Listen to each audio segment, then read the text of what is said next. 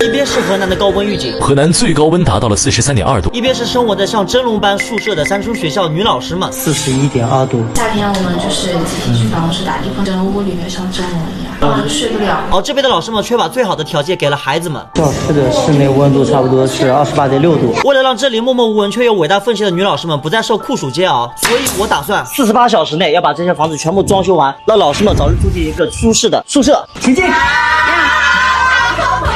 老师们还有个惊喜。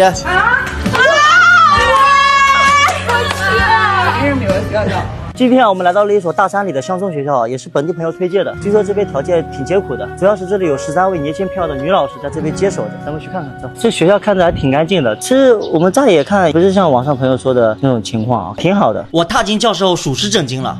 现在还挺提醒我的午休时间可以开着空调学习。去年的幼教老师看到孩子们也是受不了的天气，然后给我们捐赠了一些空调。住宿的老师们在这边刚好是太阳朝阳的地方，宿舍朝阳，教室凉快，还有先进多媒体教师。所以您的孩子跟您婆婆也在学校里？那个是我婆婆，然后宝宝在里面。为什么我老公1年回来3回呢？要出去赚奶粉钱。他们一边是老师，一边也是妈妈。肯定是妈妈。老师好，弟太来了。这位老师几个月了？快9个月了。怀孕8个月的明老师，上课时捶背、吐口水，但她依然坚持每天接手岗位。我是一直吐痰，就是天天上课旁边放个垃圾桶，是经常要分离，但是对，每天都要吐。这边有13位女老师，她们都非常年轻，孩子们充满活力的课间操也是老师改编的。那这些大山里的孩子们也能感受到现在的这种教育新方式，生活中对学生的关心也是无微不至。我们还得知这里的学生大多数是留守儿童，他可能会少一些父母的陪伴的话，那老师的压力会不会大一些？会有，暑假之后就可多家长不就要外出，因为陪伴孩子2个月嘛，然后送来之后就会在教室里好好等。那这个时候我们老师就是只能一边哄孩子，然后一边说着让家长走。我能感受到咱们大山里的孩子与大山里的老师相互的陪伴会更多很多。他们照顾着孩子的情绪，却常常照顾不上自己的生活。对，夏天我们就是集体去办公室打地铺，整个屋里面像蒸笼一样，然后就睡不了。但我们真正理解他们的困难，是走进他们宿舍的那一刻。这是老师的蚊帐，都化了，已经很脆了。你看咱们老师用的这个电插太危险了。我看这个柜子门都坏了，东西太多了。老旧的家居和发霉的墙体有点霉味，还有炙热的温度。教室的室内温度差不多是28.6度，外面的温度是39.3度。老师宿舍的室内温度是多少度？41.2度，真的巨热。现在他们把那个最好的条件给了学生，然后把最严酷的环境给了自己。我觉得我们这来了得为这些老师做点什么。其实实不相瞒，就是我们这次来呢，也是因为有当地的朋友告诉我们了解到这个学校，我们这么伟大的老师白天命坚持在这个岗位工作，其实我们也没想到。然后我们就打算这次要给我们老师们每个房间都装一个空调，或者说是一个翻天覆地的改变。接下来我们可能就要做这个事情。感谢，我都不敢想象。所以说我们现在真的好幸运，可能会有更多的地区或者老师们可能更不容易。我们已经满足于现状的情况下，觉得还可以了。放学后我们看到这样的一幕，咱们女老师也是女保安，我真没想到这边所有的女老师又是当老师又要当保安的。怀孕的穆老师也是在这边，很多都是爷爷奶奶来接。就在这时候，我看到明老师准备出门。哎，你们不是住学校的吗？要去外面洗澡去。每天都这样吗？比较热的情况下，肯定要每天都得洗嘛。他们女老师们每天都要出去洗澡，其实挺折腾的。尤其像我们那个明老师，怀孕9个月了，在来回这样路上还有点安全性啊。说干就干，我们从许昌找到了装修公司来平顶山进行测量。因为现在天气特别热啊，咱们就做一个挑战，48小时内要把这些房子全部装修完，让老师们早日住进一个舒适的宿舍。开工！我们这边都是在孩子们在课间休息的时候见缝插针啊，做这种有声音的工作的。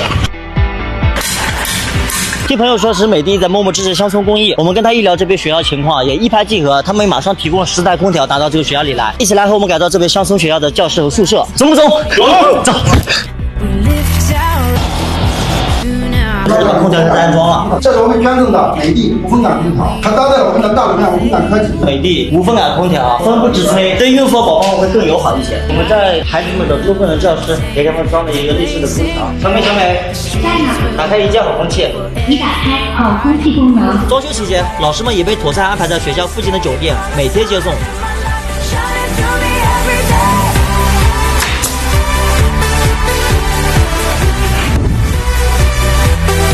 这个2天时间装修啊，其实对我们挺赶的，虽然赶，但是我们还是要保证质量，还有这些安全，地板啊、墙板啊，我们柜子的板材必须得符合 ENF 级的要求，装修公司的厂家都必须要有符合国标的检测报告。我们也抽空去康木兰买了一些母婴产品，保温的奶瓶消毒柜，让小孩子晚上喝奶粉的时候也会方便一些。在我们晚上进行软装时，之前不怎么露面的老师来参观新装修的房间。我真感觉走错房间了。他们进来会怎么反应？哇！这位常老师是学校的扫地僧。常老师在这里待多久了27年。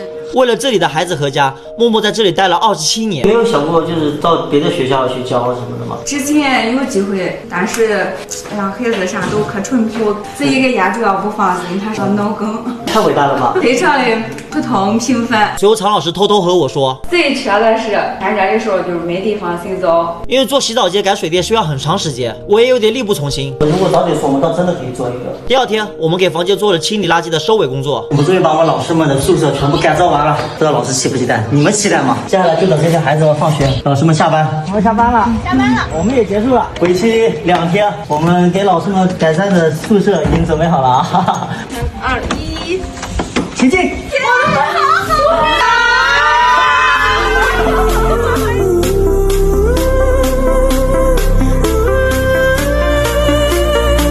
有温馨的家，好紧张。走。哇，真的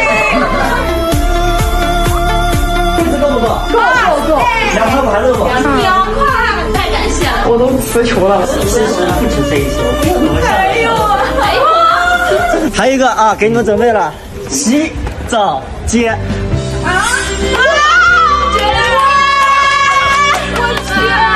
我洗澡吧。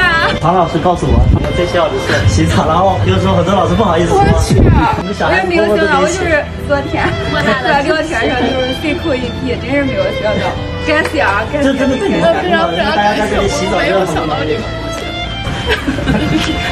你们接下来可以每天都可以不用出去洗澡。刚洗完回来，我还说3天没洗澡了。你们以后可以每天洗澡了。对老师能想到的，我的确是做不到。这洗澡对你来说是比较麻烦的一件事。那一刻我明白，他们真正的感动不是洗澡这件事，而是那些被忽略很久的小需求终于被人看见了。其实常老师，我觉得他这个扫地僧了，把青春都贡献给我们学校。27年。其实常老师很低调，包括在我们记录的时候，常老师说他不想让人看到，但我觉得他值得被人看到，帮很多老师解决这个问题。本以为空调是最大的问题，没想到洗澡也是最大的问题之一。